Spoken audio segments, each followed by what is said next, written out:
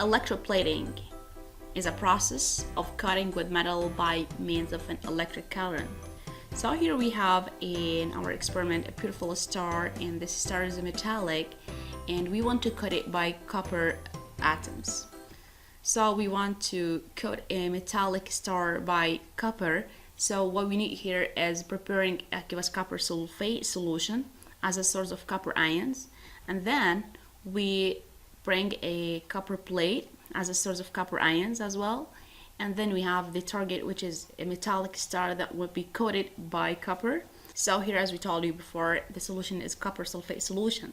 So the two conditions just to coat anything here, the star is going to be coated by copper, so we need a solution that contains copper ions, and we need a plate of copper. If you want to plate this star by silver as an example, you have to bring a plate of silver and a solution that contains silver ions. As a result of connecting them to this source of battery, oxidation process takes place at the anode, which is copper plate.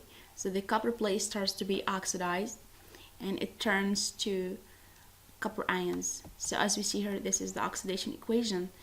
Copper atom lost 2 electrons, forming copper ions. So as a result of formation of copper ions are attracted to the cathode, which is the star here. Okay, the 2 electrons lost moving through the circuit, and they are just gained by copper atoms deposited in the cathode.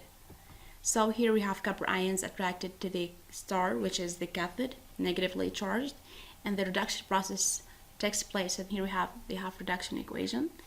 As we notice, the copper ions attracted to the star right here because it's negatively charged array, and the copper ions are positively charged, and copper ions attracted to the cathode and gained electrons become copper atoms. Copper atoms are brown, so the star starts to be brown.